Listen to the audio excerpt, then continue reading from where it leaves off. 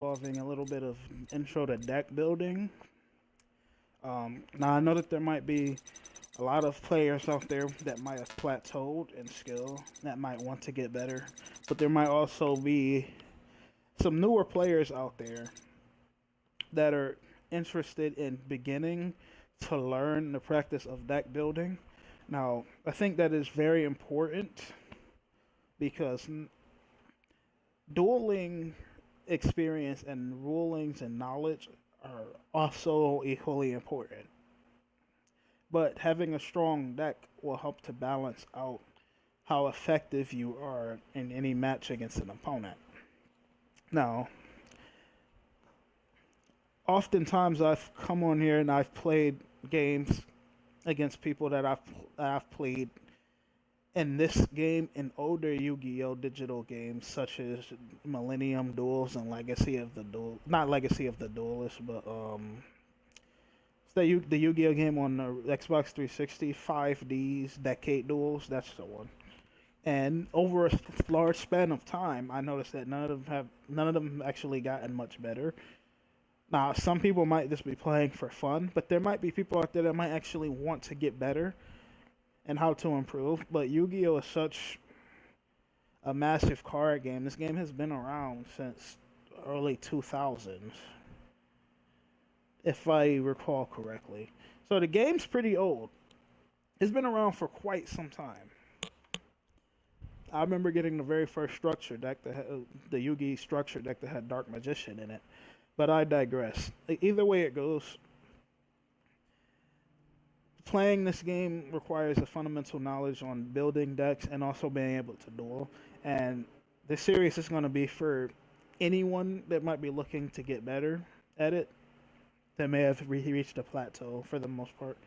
Now, I spend a lot of time building decks. I spend more time building decks in Yu-Gi-Oh than I actually do dueling opponents online. And it's just something that I like to do. I'm always trying to find a way to make it better, more consistent, get the ratios to be better, etc., etc., etc. Um, Now, this is going to be a progression of different lessons in a series, and I'm going to start very basic, and then eventually, as time goes on, I'll be able to get to more advanced things. So the people that are actually proficient in Yu-Gi-Oh, bear with me because I don't want to leave newer players behind in the dust. So I have to get down to the very basics to try to give a guideline because this game is probably utter chaos in the mind of anybody that's new. There's so many cards, there's so many different effects, and they have no idea what it is to do. They go online and they fight marquee players and they just lose game after game, and it's frustrating because they don't really know what to do. And hopefully, I want to use this series to put a more logical, scientific approach on how you can approach building a deck in this game that will give you guidelines so that regardless of what deck you're trying to build, if I do this correctly and the people that are watching it, the newer players actually listen to it and practice it, it will allow them in the future to be able to build almost anything that they want to. They'll have the knowledge and understanding of how the game works when it comes to deck building and a bit of dueling as well. They will have the knowledge necessary to be able to know what card is good, what card is bad, what card is useful in what deck. Now, to begin, the first thing that I want to address before I address anything else is obviously the 40 card deck rule. Now, a lot of people might, especially newer players, might put 60 something cards in their deck. Um, because they might believe that, hey, if I have more cards, I have more options, right? I mean, in theory, that makes sense. I get it why newer players might want to do it because, like I said, on paper, it makes it seem as if you have more ways to more options to deal with any type of threat you come across. But here's the reason why that's not necessarily the case. Now, this is just a visual demonstration of what I was saying. Now, like I said, don't take any of these cards that I'm going to show you for the most part. We don't want to really so much pay attention to what the cards do. So as we want to see the picture in front of us, then I can give you an illustration, an example of why it's not a good idea to run 60 cards in your deck. Now you see I have 60 cards here. Let's say that I want to get this card. This card is actually very helpful for this deck. No need to go into specifics why now, but it is. I have 3 copies of this card. Now, if I'm running a 40 card deck and I take out 3, that leaves 37 cards. That means there are 37 cards in the way of me seeing this card. If you know anything about card games, there's quite a bit of luck involved. You never know, you're not guaranteed to get this.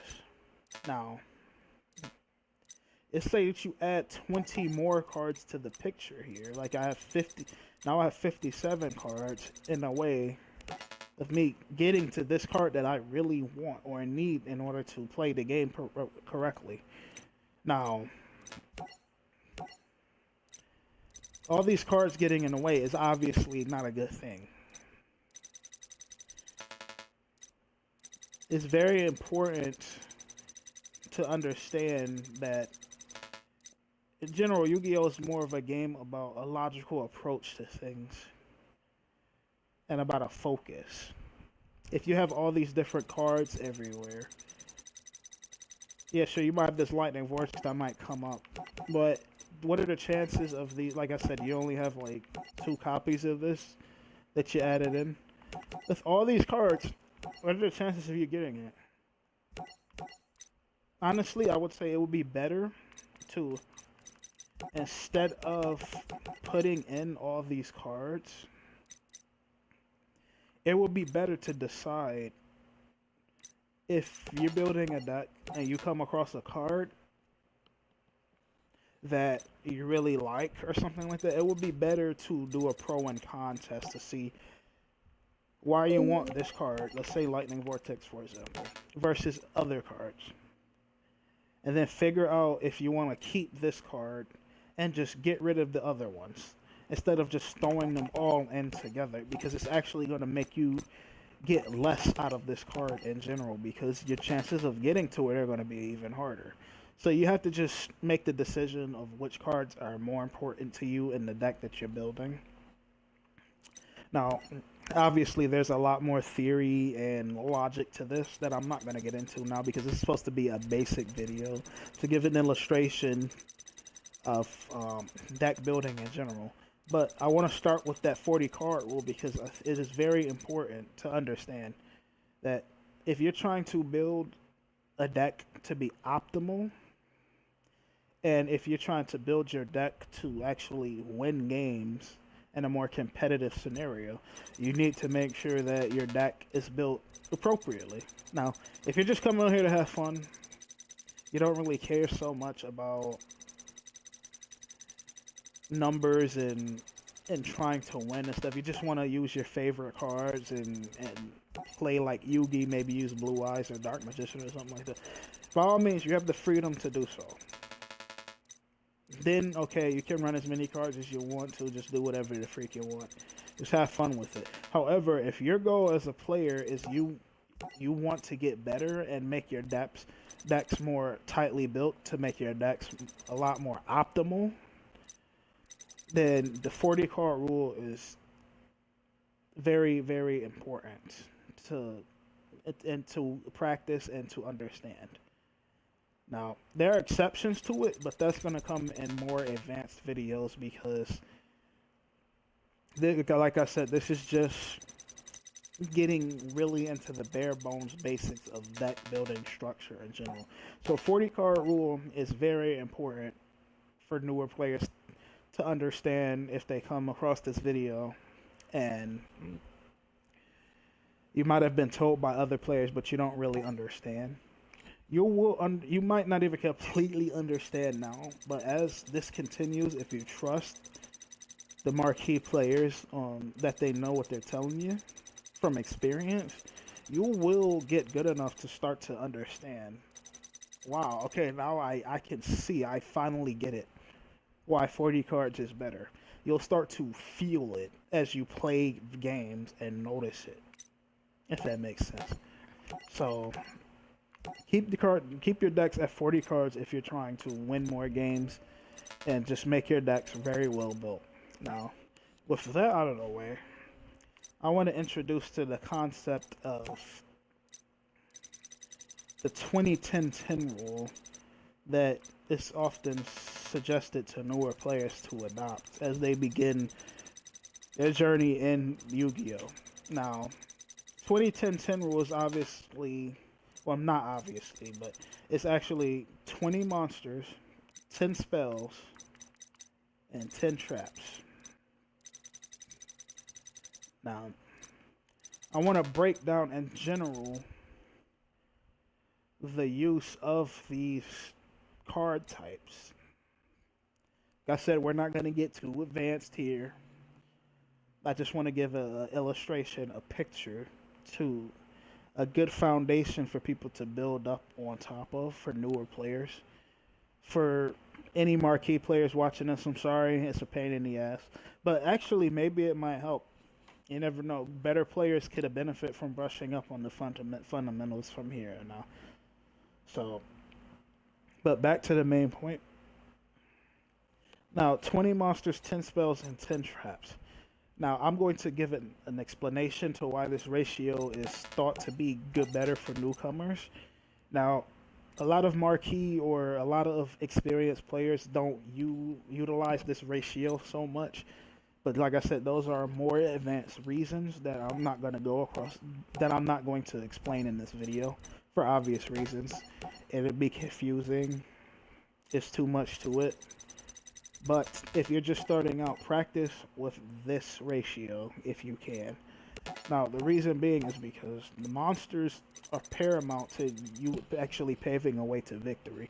You know, to those who are just beginning, might know that in Yu-Gi-Oh! You want to get your opponent's life points from 8,000 to 0. That's the goal. And you use monsters to do that. By attacking your opponents either directly in their life points or by destroying weaker monsters with a stronger monster in your possession to deal the difference in life point damage, and eventually it'll add up to you reducing your opponent to 0 life points. Now, monsters are important to this card game. Without them, most decks won't be able to win. Now, most competitively built decks are reliant upon their monsters to secure the victory. Not every deck is. Obviously, there are some oddball decks out there that are capable of getting wins with spells and trap cards. But in general, just to start out, it's best that newer players come to understand that the monsters do most of the work for the majority of decks in Yu-Gi-Oh! Now, that's why there's 20 of these, because you need to make sure that you get them. Now, obviously your opponent's not going to make it easy. Your monsters are the main threat to their life points, so they're going to do what they can to get rid of them. So you don't want to have 10 monsters and then 3 of them get destroyed. 3 of them are destroyed, and then you only have 7 left in your entire deck, and you're like, oh man, I hope I get a monster. That's why the ratio is tipped in the monster's favor. These are your heavy artillery to help you to actually win the game, to win the game against your opponent, to pave the way to victory. Now, spell cards, in general, are support cards, but they are very powerful. Usually the purpose of spell cards are to help you to pave a way into your opponent's life points. In layman's terms, they help to clear a path so that you can attack your opponent. Your opponent might have some annoying cards such as they might have some monsters in their way, or they might have some spells and trap cards on the field that are obviously stopping you, halting you from your goal, which is to reduce your opponent's life points from 8,000 to 0. Now, spell cards, as I said, help you in general to clear a path to your opponent's life points, or just to make a way to actually get to their life points. Now, this is not always the case, but more often than not, this is what spell cards do. Now, I have a random assortment of spells that I placed here. Not necessarily that you should try to adopt these specific spell cards that I have up here. This is just an illustration. Now, these spell cards that help you to get to your opponent's life points, in general, usually either remove an obstacle, or they add something to your arsenal to get to their life points. In other words, you either destroy your opponent's stuff, or you're gonna summon more stuff, more monsters to help you get to your opponent's life points. Now, most of these outside of the card that you just saw me search for, which is this one, I selected randomly and just threw them in here. I had no real reason. The effects of these cards are not something to worry about, but the main thing that that is important is what they do.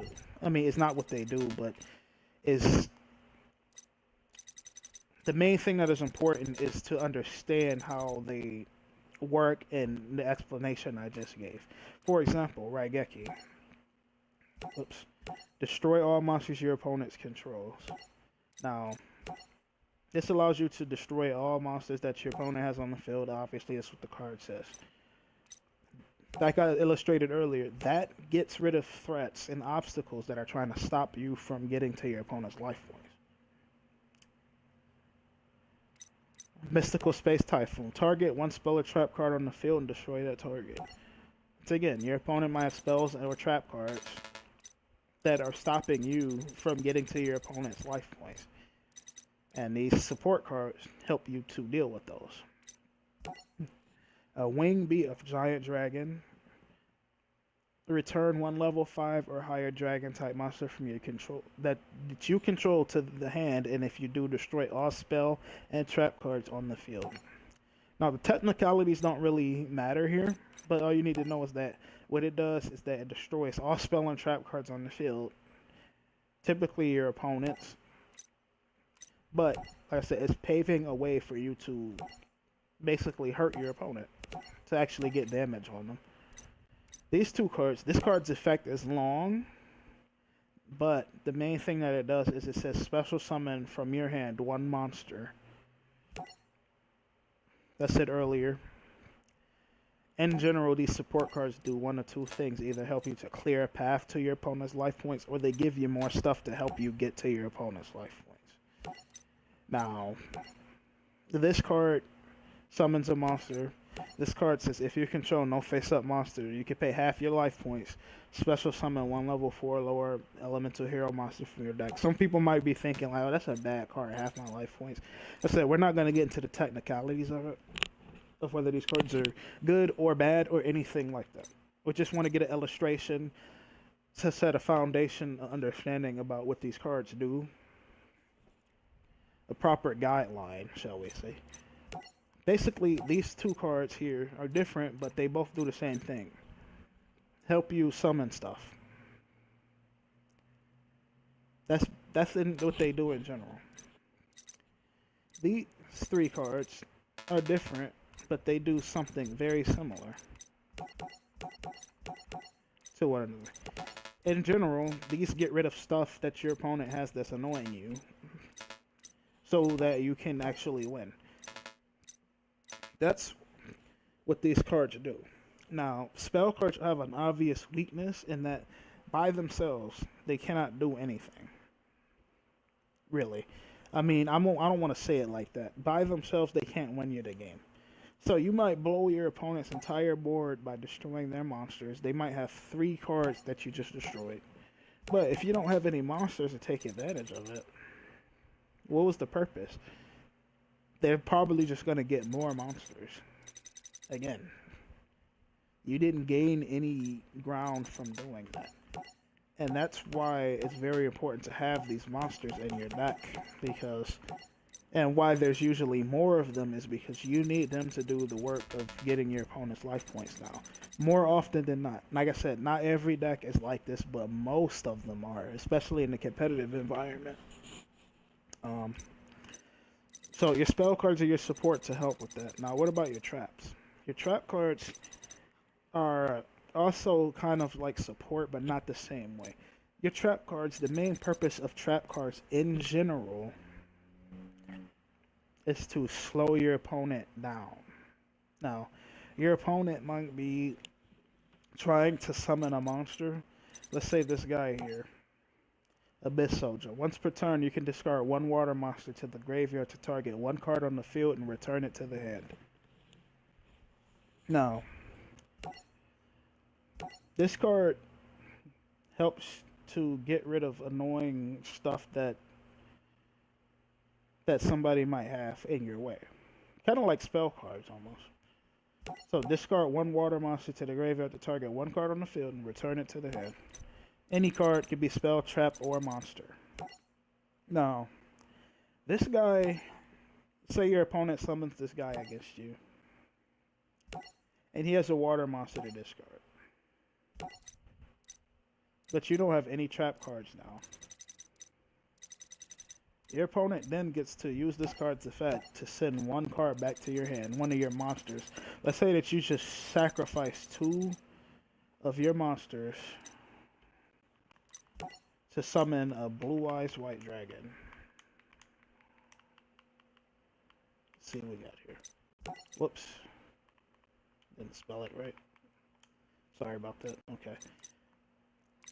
Let's say that you just sacrifice 2 monsters to summon this Blue Eyes White Dragon. And your opponent, on their turn, summons this guy. They use this guy's effect to send the Blue Eyes back to your hand. So now you have to figure out how you're going to get the card back out. You need more monsters to tribute to get them out. Now, that's where trap cards come in handy. They help to slow your opponent down, to keep them from being able to make plays against you to get to your life points. So if you have, let's say that you have this card face down, or maybe even this card, in your spell or trap card zone. When your opponent summons this, what's going to end up happening is that you can activate one of these cards, and it's going to basically you're going to be able to get rid of this monster and just destroy it. It's gone. So your Blue Eyes will still remain on the field for your opponent to figure out how to deal with. So in general, that's what trap cards do. They help you to cripple your opponent's plays or pushes against your life points, or to deal with your resources that are in the way. Now, obviously, they share a similar weakness to spell cards in that by themselves, they're not going to win you a game. You still need your monsters to do it in general. However, trap cards also have one other weakness, is that they're kind of slow. You have to set them, and you can't use them the turn you set them. So basically, you have to wait until your opponent's turn, or if you just end your turn, any time after that generally is when you can use these. So they're kind of slow, and that can be a nuisance and get in the way. However, these cards are very important, spells and traps to help you to slow and cripple your opponent so that you can, and also to open a path for you to do the damage that you need to do. That's why 20-10-10 is good. It's a good ratio to start out with for beginner players until you become more experienced. Now, like I said, a lot of the stuff, don't take too many of the examples that I gave to heart as being good or bad. It's just an illustration. I'm just trying to get a point across so that newer players can understand exactly exactly why these guidelines are necessary in order to help to build up as a better duelist in the future, or a better deck builder, shall we say. So this ratio is pretty good for now, until things get a little bit more advanced. Like I said, this is just an illustration. It's just a basic picture to be painted for people to hopefully come to understand how to deck build a bit better. Like I said, there might be some experienced players out there looking at this like, what is this trash? But it's just to get a foundation. I mean, this game is very complicated, and I don't want to go too over and beyond with all the different mechanics and tricks and all the knowledge and experience and stuff like that for newer players. They got to start something. Newer players have to start somewhere. And I think that this is a pretty good place to start. It's the 40, make sure you have 40 cards in your deck. And you try to go with a 20-10-10 ratio, and then maybe play some games against the CPU, or go online if you want to, and just get a feel of it. And try to reflect on what was stated in this video to help you to, basically to help you to understand a bit more what's going on here. Like I said, this is just a picture. This is just an illustration to give the basics of what these type of cards will do. And hopefully in the next video I'll be able to go into greater detail about what type of cards you should be able to use that will actually be good or beneficial to you, instead of just throwing a bunch of cards together. Like I said, I was just trying to get a general picture to you, so it didn't really matter what cards I put in here. So don't look at this and think this is a good deck or anything, because it honestly isn't. It's terrible. It's very bad.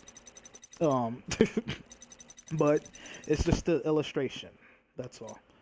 So, but the reason I do it is because with the proper foundation, eventually, I hope to get newer players, and maybe even more advanced players, to have the basic guidelines necessary to look at cards or a new deck that they want to use.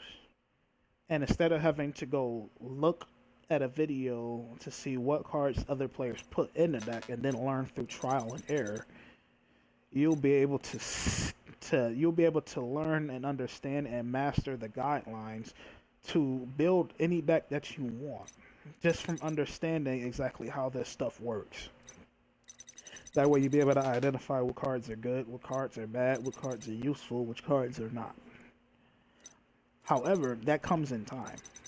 And it's very important that the foundation is built to be very strong before we start building on top of it with all this theory and logic and math and all the other crazy stuff that comes along with this game. So hopefully I was able to get the point across here. Anybody, if you have any questions, you can always just contact me in the comment section, or contact me directly if you want to on my YouTube channel.